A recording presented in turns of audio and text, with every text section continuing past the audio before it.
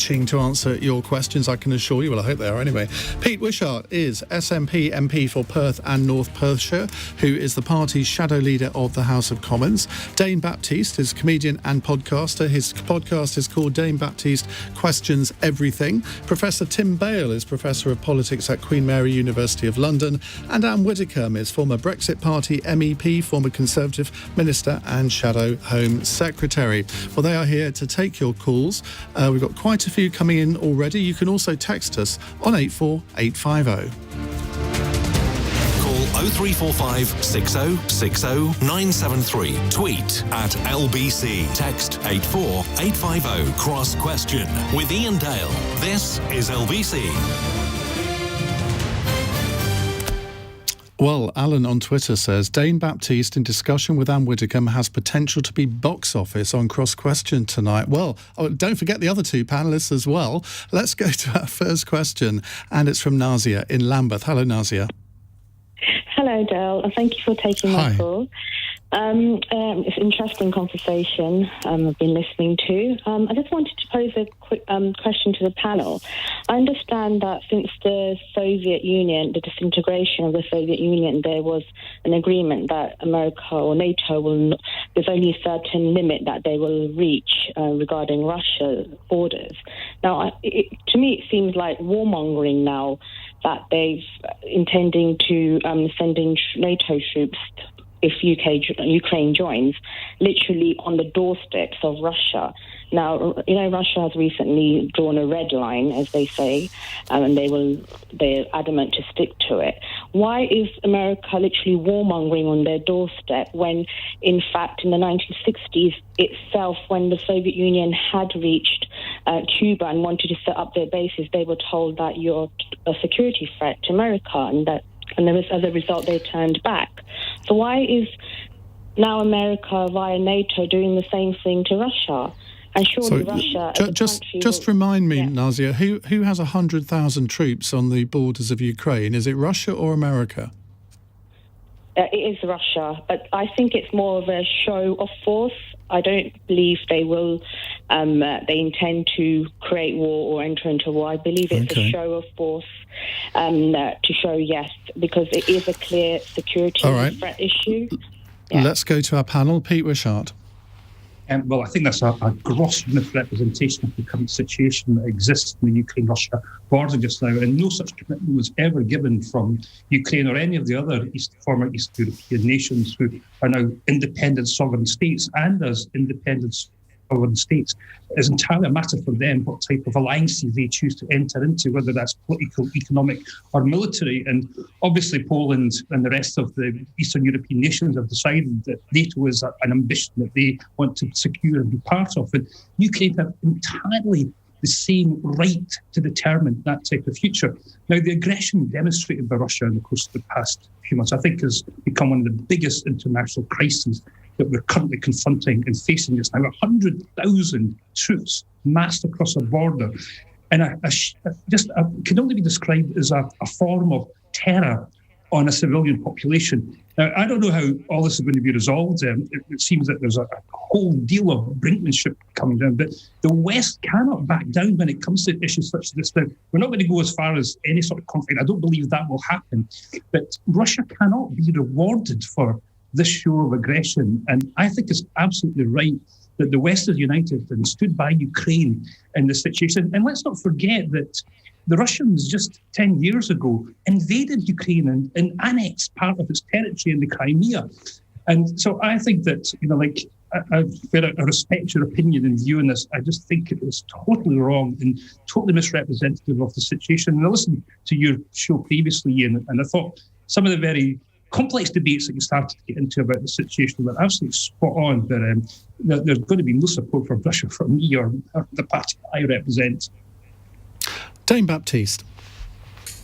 Well, I think when you take into account, as Pete has mentioned, some of the instances or shows of force from Russia, I think it's a given at this particular point now that NATO, largely backed by the US, would make a show of force.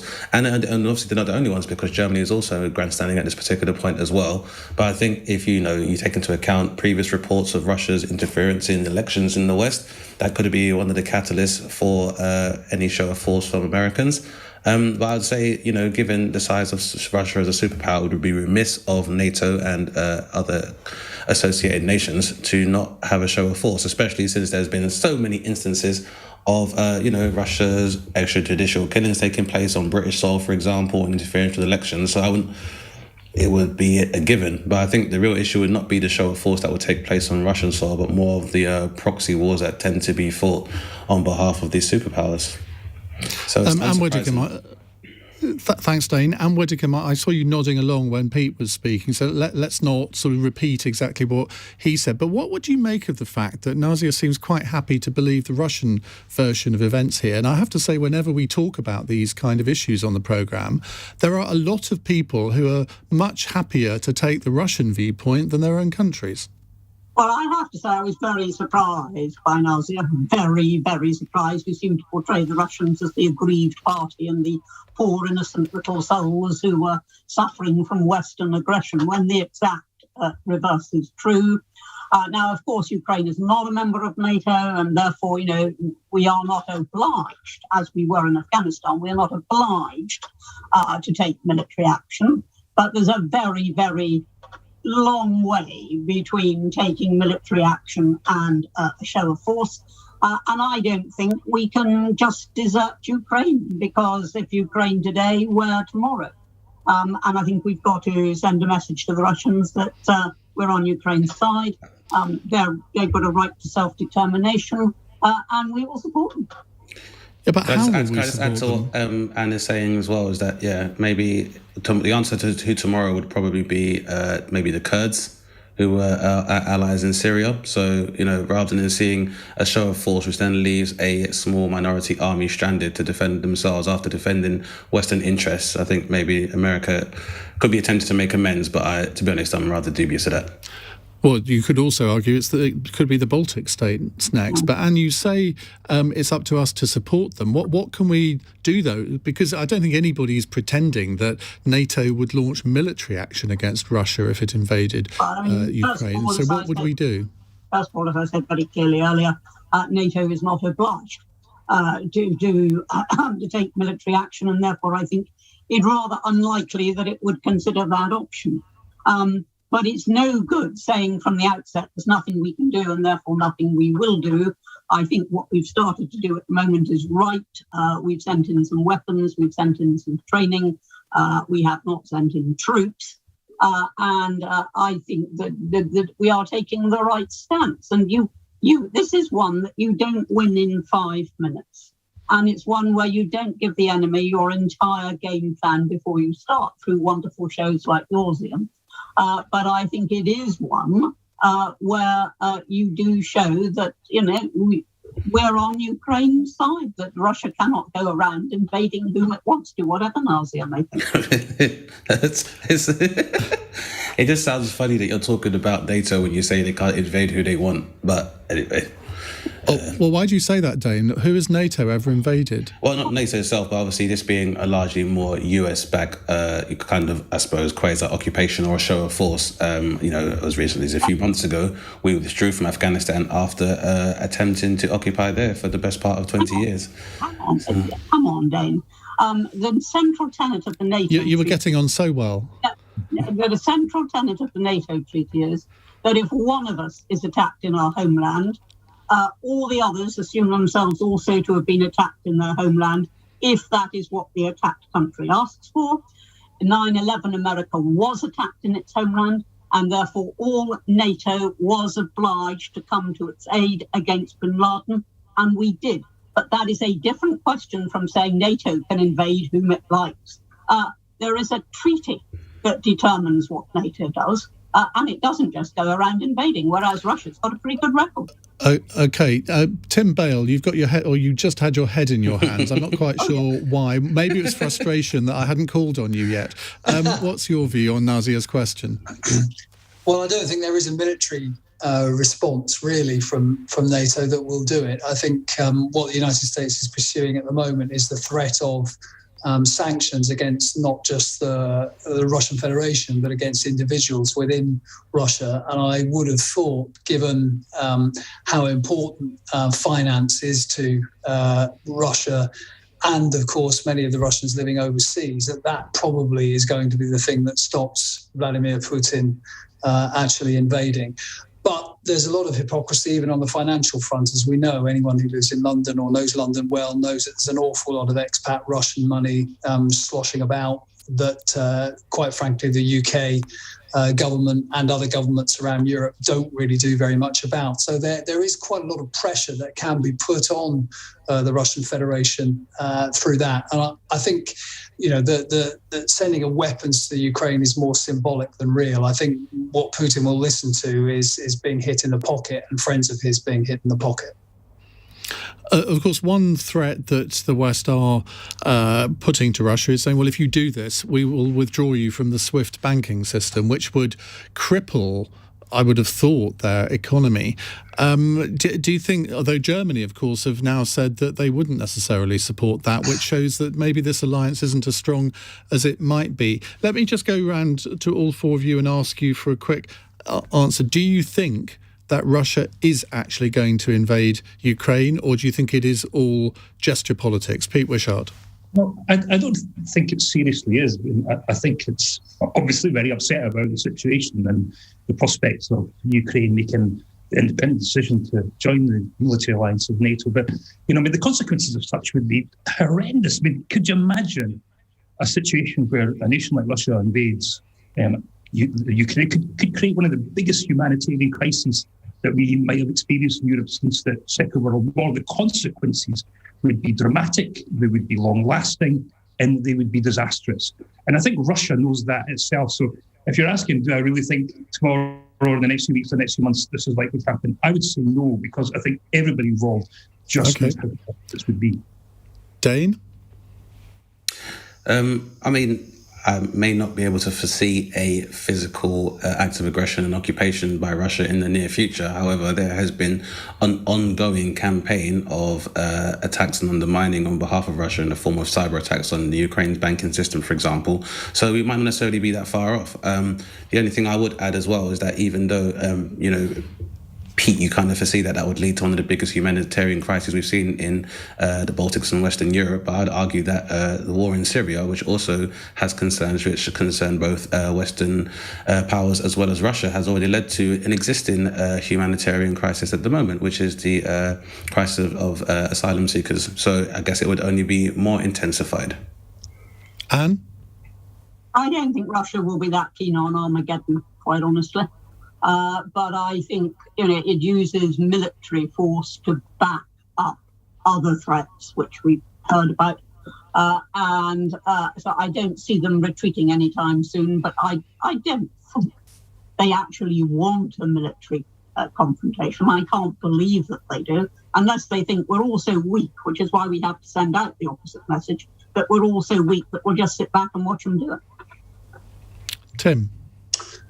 I think it partly depends on what proportion of Ukraine we're talking about. As you said, they've already taken part of Ukraine by their invasion of Crimea. It could be, of course, they don't want to occupy the entire country, but they want to move forward from that position and take part of it. So I wouldn't entirely rule it out. Nazia, let's come back to you. Not a lot of support from your point of view among my panel. Yeah, I'm hearing what they're saying, but I just think America, out of all the countries via NATO, has lost its credibility due to its defeat after 20 years in Afghanistan. It's frozen the state assets. It's not unfreezing them.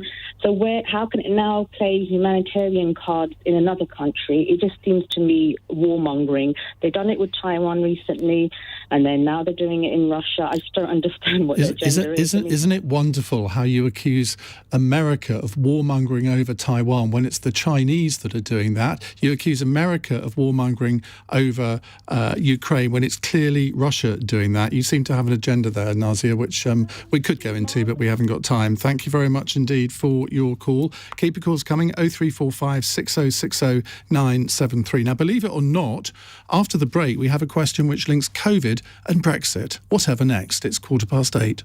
This is LBC.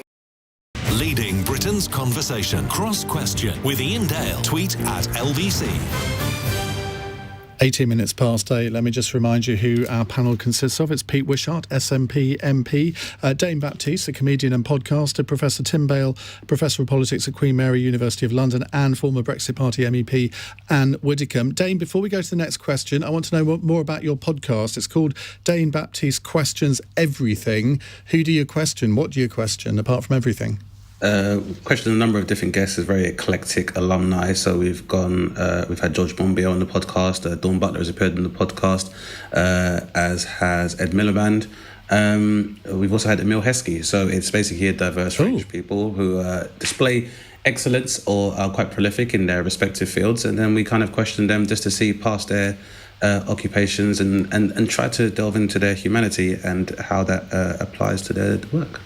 I think you had our very own Natasha Devon on a recent podcast. Well, yeah, exactly. But I'll let her tell it herself, but she was a very welcome guest, so it was a real pleasure. Any reason you haven't invited me? Just having your people talk to my people, Iain, but, it can be done. I'm in good touch with your producer. I don't have people. Well, anyway. I'm sure we have a few questions for you, so you're more than welcome. Excellent. Thank you very much. That was desperate, wasn't it? Right, let's go to Chris in Croydon. Hello, Chris. Well, good evening, Iain. Good evening, panel. Evening. What's your question, Chris? Yes, my question is this. Which is more morally offensive, flouting COVID restrictions or trying to negate a democratic referendum? Oh, who should we go to here first, Anne Widdecombe? I thought you might somehow. Well, I would say, obviously, it is much more invidious to try and negate and indeed to overturn a decision of a majority of the people when they've been asked a question in a plebiscite. So obviously I think that is worse and indeed could have much longer term effects than flouting COVID regulations. So I think it's open and shut, that one. One is just on proportionality. But they are both issues of trust, aren't they? And, you have seen many occasions over the last 30 or 40 years. I mean, I think back to the John Major government, of which you were a part, where that government fell in part, not wholly, but in part, because the electorate had lost trust in that government because of, vaguely similar things to what have happened over the past few weeks. That is just as invidious, isn't it, as negating a democratic referendum? Your question there is it just as invidious? It is certainly invidious. I do not accept your analysis of why the major government fell. I think if you are honest about it, we were in 4 consecutive terms. To ask for a 5th was actually pretty ambitious. And I don't think was realistically, once they had a reasonable leader on the other side or a reasonable seeming leader on the other side, I don't think that was realistic. However, back to the question, there is trust involved here. It isn't only Boris Johnson. That's the name we haven't mentioned, but that's what this is about. It isn't only Boris Johnson who's trying to code regulations. So is Keir Starmer. So have an awful lot of people use their own judgment. But I think it is bad when a government sets rules and expects everybody to obey them minutely to the letter, and then itself says, we'll go with the spirit, which is clearly what happened here. So, Tim Bale, the question is, which is more morally offensive, flouting COVID restrictions or trying to override a democratic decision and stop Brexit? I mean, effectively, I think what's behind Chris's question is that he's putting Boris Johnson in the first category and Keir Starmer in the second. Is that a reasonable thing to do? I think that probably is what he's trying to do. I mean, it's apples and oranges, really. I don't see these as kind of moral equivalents, and I don't see really either as unbelievably offensive. But in terms of where they where they rank, I would say probably equally. I don't believe in trying to overturn a referendum. I might not have liked the referendum decision itself, but it was made, and probably would have been better for opponents of Brexit to live with that decision. And I certainly don't agree with flouting the regulations around COVID, particularly, of course, because that could actually cause someone a great deal of illness, and it could even cause people to die. So in neither case am I supportive. Dane? I think it's very strange to compare the two, but I think it's very important, and I want to obviously caveat my answer by saying that I think it's a false equivalence to even try to conflate morality alongside legality or any kind of legislative measures.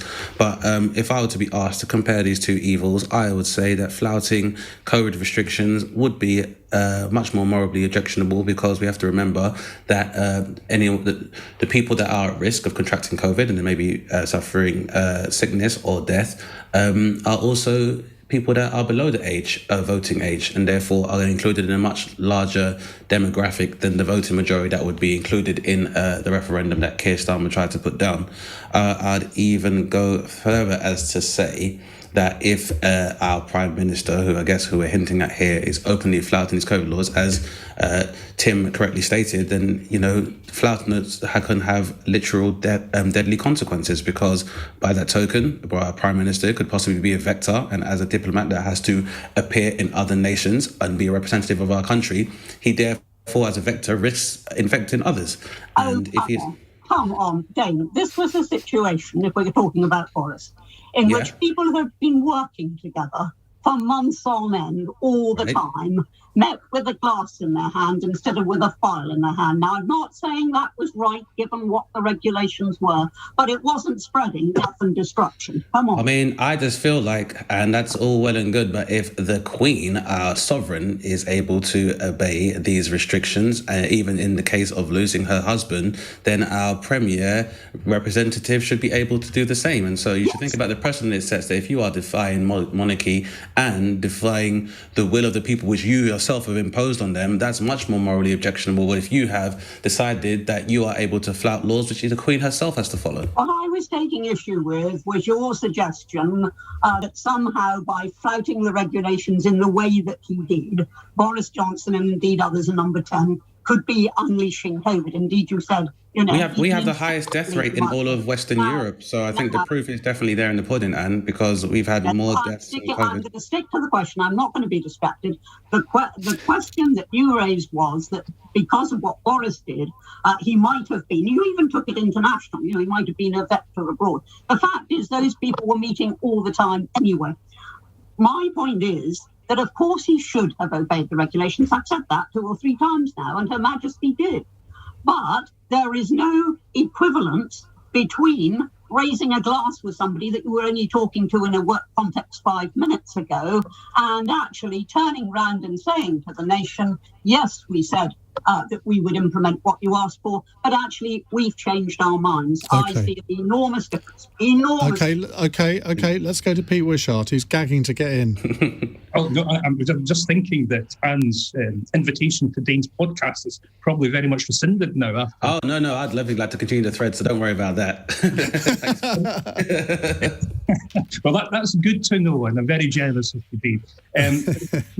It grieves me to sort of take issue with another one of your questionnaires, Iain, but there is not a smidgen of equivalence between the behaviour of Boris Johnson over the course of the past few weeks and the decision to leave the European Union that was taken several years ago. I mean, I just to give you a sense of the repulsion that is being felt across this nation just now, is the size of my mailbag when it comes to people who've been contacting me almost on an hourly basis just to express their outrage and repugnance about the behaviour of our Prime Minister. These are people, constituents of mine, who didn't go to their own family's funerals, who weren't able to grieve for their parents, who weren't able to visit them in care homes, and they witnessed the spectacle of a Prime Minister responsible for setting and arranging these rules flagrantly not abiding by them. They find this incomprehensible. And today's latest episode, the interview with Sky News, which I'm sure all the panelists would have a look at, where he wasn't aware of the rules now. I mean, like, it just goes on. And there is, but I'm sorry to have to disappoint him when it comes to the Brexit issue. I will definitely stand up for my nation. My nation voted overwhelmingly to reject the exercise of leaving the European Union by a huge margin. And all the way through that, I have represented my constituents, my nation. I want an independent Scotland as part of the European Union. That's my ambition for my nation. Like, Brexit has already cost something like £85 per head. It's going to cost up to £1,200 for each of my constituents. Scottish GDP has already fallen massively because of Brexit. What we have is manufacturers in my constituency unable to trade as they were with the European Union, the largest trading bloc in the whole of the world. It has been a disaster for Scotland. Okay. And just sorry, before we... I've not got your equivalence there, Chris. Okay, no, you're perfectly entitled to express your view. Before we go to the news, can each of you just answer the following question, maybe in 30, 45 seconds? Tracy in Brockley, it's a follow-up question to this. Tracy in Brockley has texted this.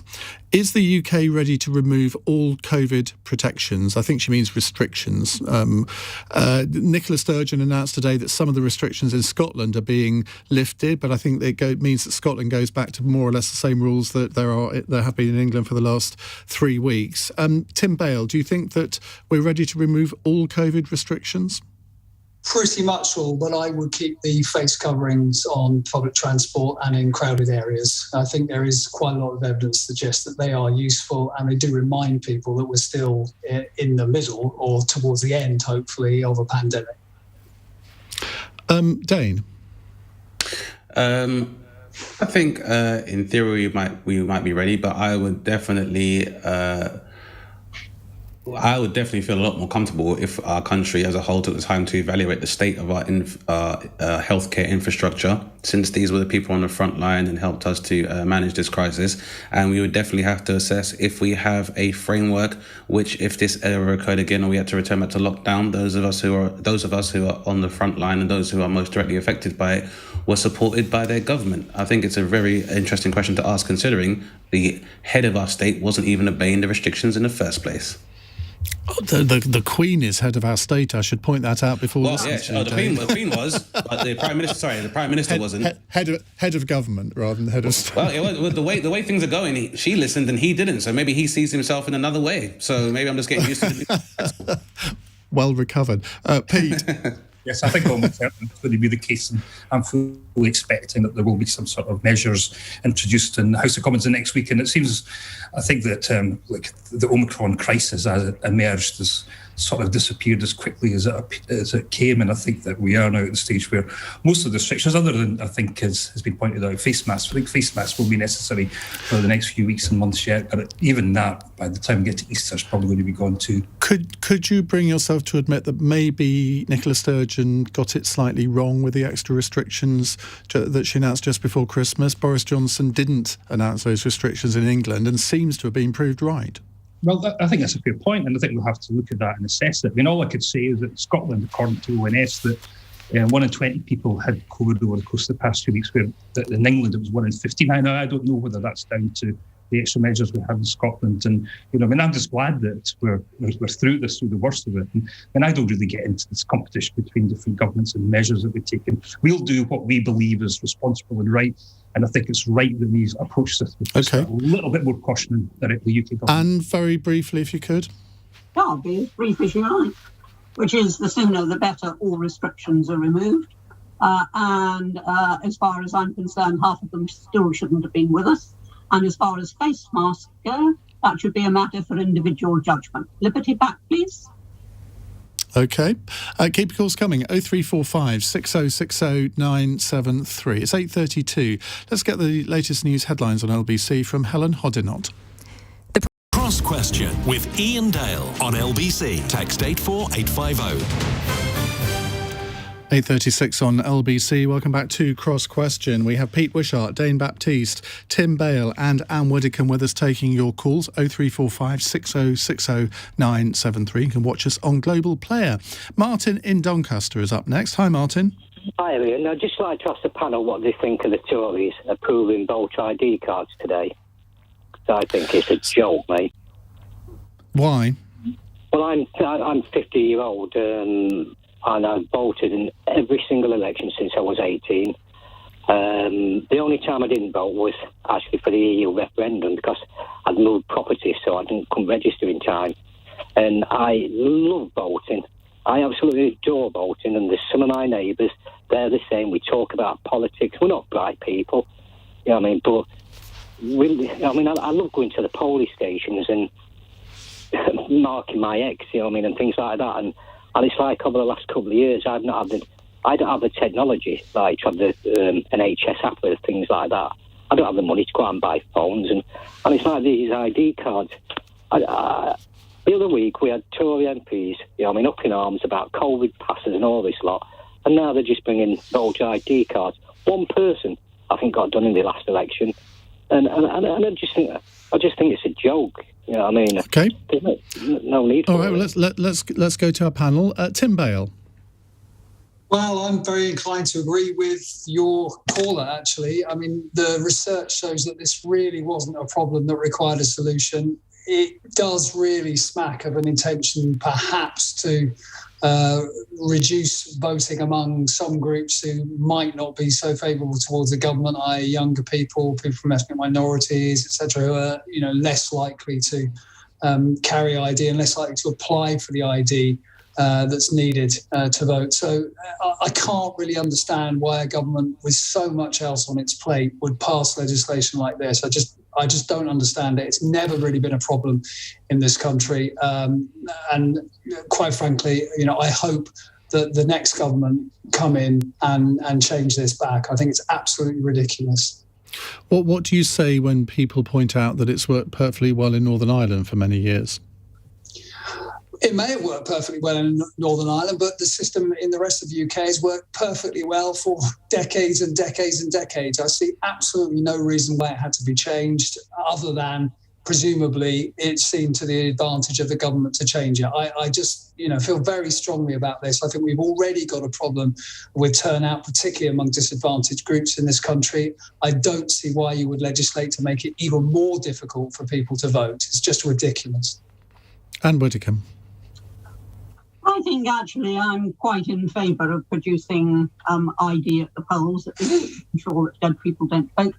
And I don't actually accept that this is likely to deter younger people. I think if you've got to apply for an ID card, and probably in the end, you know, it's going to deter older folk more than that. So I don't think it's an electoral ploy. I think it's a genuine attempt to answer what is seen as an increasing incidence of voter fraud. And I shall be interested to watch this one as the debate continues, by which I mean the wider debate. I'd be very interested to watch this one, but I am not at the moment up in arms about it. I mean, we all carry ID for everything, absolutely everything, and I can't see why you shouldn't have it to vote. It's done in other jurisdictions. What's so odd about ours that we can't do it? What about Tim's argument that it's a sledgehammer to crack a nut, in that, OK, you and I will have both on polling days throughout the last decades have had people phoning up saying, I can't vote because somebody's already voted in my place. But, I mean, it's not as if it's like hundreds of thousands of people that happens to, is it? I doubt if it's hundreds of thousands, but we don't know quite how many it is. And, I mean, this at least would be an attempt to flush that out. And I just can't see that it's offensive to turn up at a polling station and be asked for your ID when you are asked for ID in so many situations. Now, Tim is making faces and generally sort of expressing disbelief there. But you rightly put to him, well, it hasn't been a problem in Northern Ireland. As I've already said, it isn't in other jurisdictions. Let's at least have a good look at what it might achieve. OK, Dane Baptiste. I'll go for brevity and say that I wholeheartedly agree with Tim. I think that voter ID definitely has racialist undertones. Really? I mean, yeah, I think it definitely does. I think, you know, there is Well, because there is a very large majority, of the diaspora, for example, only people I can really speak on, who are more than aware that ID is normally used as a method of marginalisation. We've seen that many times with stop and search and powers that have been given to the police to record the details and information of private citizens against their will. Well, hang on, these people don't have passports, they don't have driving licences, they don't have... These things cost, all the things you're mentioning cost money, Anne. That's why they don't have them. And also, not everybody drives, especially living in London. Why the necessitation of a driving license would need to exist? I was giving the thought most people carry some sort of ID or have access to some sort of ID. That was the point I was making. Well, Dane, that is a fair point, in that if you live in Northern Ireland and you haven't got the necessary ID, all you have to do, and it's free of charge, you get a voter card from your local council. Now, that ought not to be a deterrent, surely. Well, free of charge, for me, would be the key point in terms of your rebuttal there, Iain, because I very much doubt with this government that they would create a framework which would facilitate people obtaining this ID very easily. The caller himself has just said that he finds it very difficult and wouldn't be able to have the technological competence to be able to download whatever bureaucratic document he would need in order to get an ID. So if there was a drive by the government in earnest to make sure that everybody democratically equally had access to specifically having voter identification, then it would seem like it's more viable. But it seems very dubious around the time this coinciding along the same side when the said government is also introducing bills to prevent peaceful protest for people creating noise outside of the House of Lords, as they say. And I just wonder who this information is being given to in a time when data collection is also subject to such corruption and misuse. Then I just find it very suspicious that the government is now insisting on this following... Well, I'm assuming that they are following the system in Northern Ireland, but I've just asked my producer to check that out so we can give the fact on that. Pete Wishart. Yeah, well, I'm glad I'm able to agree with one of your callers at long last, Iain, and I wholeheartedly support exactly what was said by Martin. I listened to the debate last night. This was the election bill that was passed in the House of Commons in its third reading last evening. And I went into the House and listened to some of my Conservative colleagues try to explain and describe why they felt this was necessary. And it was told to them, and they know, there's two examples of what's called personation, where somebody assumed the identity of somebody else for the purposes of voting. Two cases in the 2017 and the 2019 election that somehow they felt obliged and compelled to bring in this draconian piece of legislation to crack a nut that's not even there. So it was ridiculous in its very concept, and I've got no clue about why they felt it was introduced. Now, this is the first measure that we've probably introduced in the UK since the Second World War that places a restriction on one's ability to vote in a general election, that restricts your ability to participate in our democracy. Now, like Andy shook her head, but this is bureaucratic. You're against bureaucracy. Anne, you weren't interrupted. Can you let Pete finish, please? I always thought Anne was against bureaucracy. But here we are placing a bureaucratic means for people to exercise the democratic right to vote by ensuring that we have a relevant piece of documentation that shows who they are. Now, what we should be doing instead of restricting this is encouraging participation, looking at measures which makes people want to come out and vote and making it easier for them. We introduced an amendment last night to give votes to 16-year-olds. Now, we have that in Scotland, works perfectly well, and make sure that young people are introduced to the concept of political participation and citizenry earlier in their life. It was rejected last night. Why aren't we doing more to encourage and expand the franchise instead of trying to restrict it and making it bureaucratic? And it was a really bad night last night, and I still do not understand what it's about, why they felt they had to introduce it, and I think there'll be consequences for our democracy down the line because of this. Well, just on the issue of a free voter card, the government says that those without ID would be able to register for a free voter card, and they maintain that the interventions are necessary to tackle voter fraud. I mean, you're absolutely right. There were very, very few convictions after the last election, but just because there aren't convictions doesn't mean to say that there isn't an issue. Iain, sorry to jump in there as well. What's to stop this said identification from also being forged and subject to counterfeit?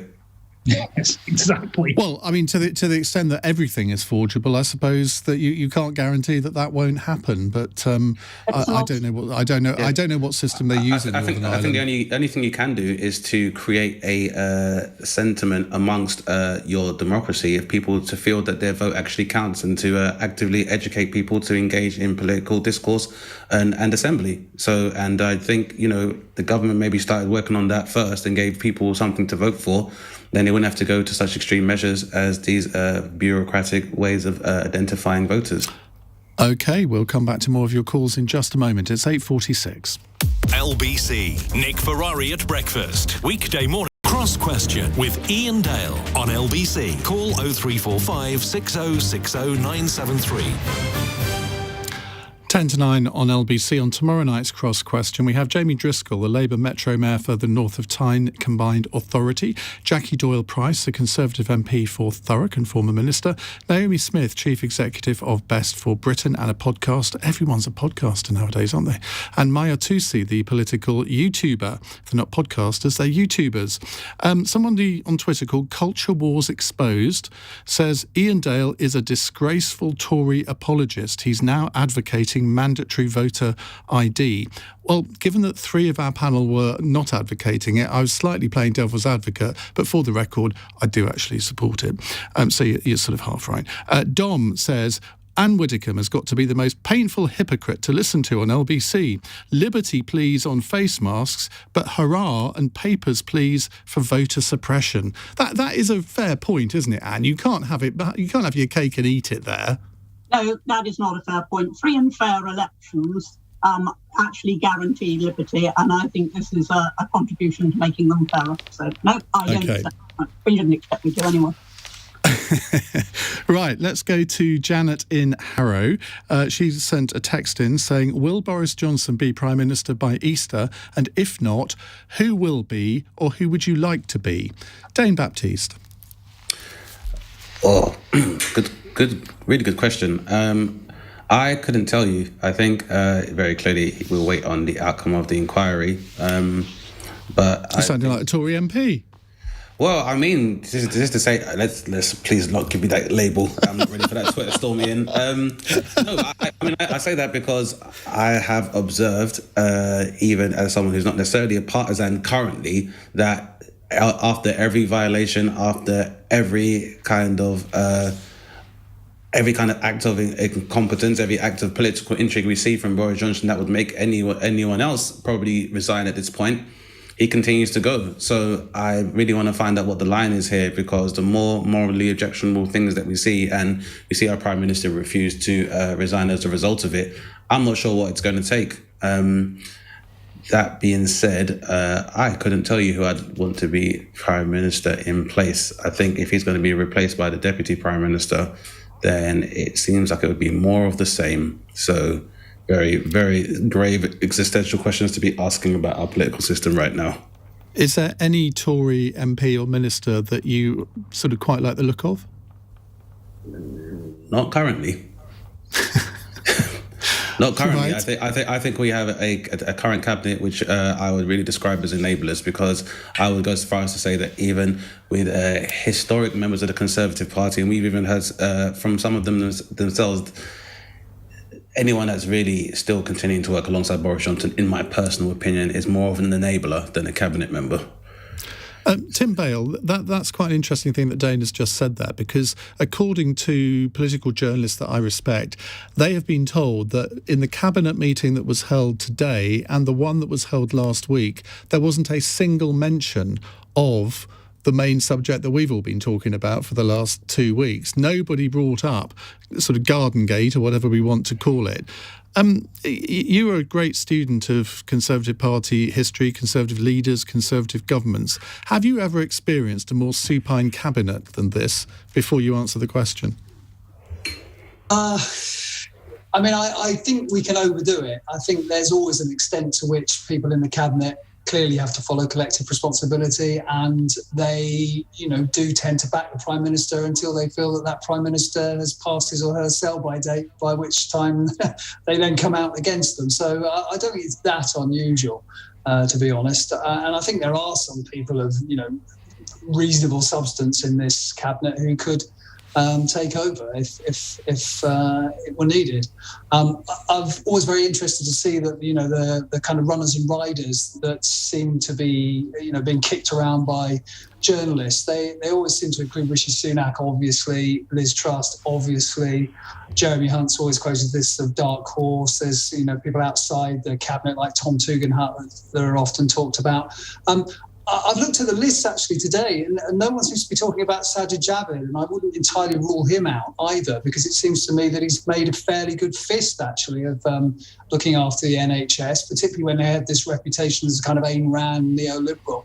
I think he's done himself a few favours there. He's been Home Secretary, he's been Chancellor of the Exchequer. He didn't do that badly in the leadership contest last time around, so I think people are writing him off a little bit too early, personally.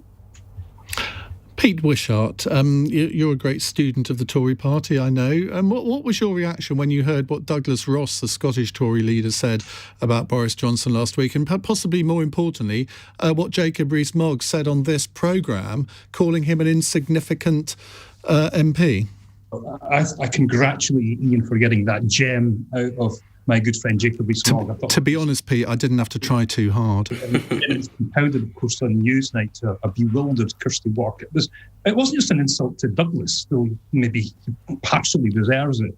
It was an insult to every institution of Scottish democracy. Like, it's just, like the leader of the opposition in Scotland and the whole Tory MSP group are lightweights and whose views don't matter or count for anything. And it was a real know your place Scotland when it comes to the hierarchy in the Tory party. So welcome to our world, Conservative MSPs, because this is how Scotland feels all the time, being treated like this. Now, will Boris Johnson survive till Easter? Well, it shouldn't. That's the basic answer to the question. But I think he probably would. I mean, I've been looking at Operation Save Big Dog, and it seems to be going reasonably well just now. And, like a number of Tory colleagues who I sort of presumed would be putting the letters in this week have resisted the temptation to do thus far. And I think he's beginning to get over this little bit of the throw red meat approach to winning them over seems to be having some sort of resonance with the Tory backbench. The BBC attacks as something they love, the elections bill, the draconian piece of legislation, the police and crime bill. I mean, this is the thing that Tory backbenchers lap up. Let's keep the permanent revolution of Brexit going, and keep some sort of momentum to going forward into the abyss. So I think that, it's quite likely he will just about scrape through all this. Now, who should take over? Who do I think will take over the Tory party if he falls? I think it's almost certainly going to be Rishi. They'll want somebody entirely different to what we've had in the course of the past 2 years. Who should be the Tory Prime Minister? Well, my two favourites are either Dylan the dog or Larry the cat. Well, don't rule them out. Everyone else seems to be interested in running. Anne Widdecombe, I've kind of lost track. You were a Conservative, you were then Brexit Party. What are you now? Politically homeless, because I didn't join the Reform Party and the Brexit Party dissolved. However, do you want the answer to the question? I do. Which is that I do think that Boris will be there by Easter. But to your question, who would I like to see succeed? I would just point to what went on this week. Rishi disappeared in the direction of Devon and issued some very anodyne statements indeed. Liz Truss stood 4 square behind her general. And as I say in my excellent column in the Daily Express tomorrow, I know one I'd rather be in the trenches with.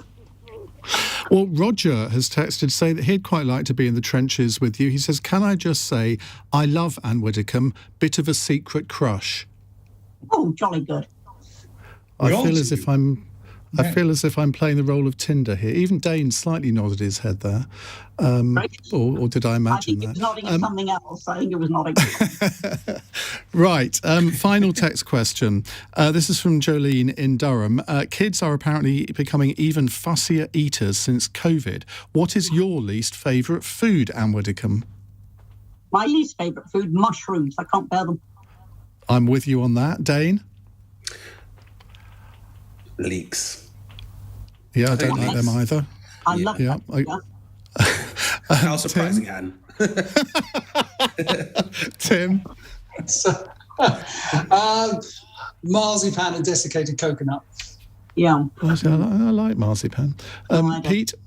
Rather curiously, I hate ratatouille. just cannot abide it. Love ratatouille. Oh no, I know, I mean- love that. Broccoli or spinach, I would go for. Listen, thank you very much. You've been a great panel. Anne Widdecombe, Dane Baptiste, Tim Bale, and Pete Wishart. Join us again tomorrow when we will have another edition of Cross Question at 8 o'clock. Coming up, we're going to play you a part of Boris Johnson's interview, which he gave today, and ask, does it get him out of the long grass? 0345 6060 973. It's 9 o'clock. On your radio, on Global Player, and Play LBC. leading Britain's conversation. This is LBC. From Global's newsroom at 9 o'clock. Dominic Cummings will be interviewed as part of the investigation into parties in Downing Street during lockdown. The former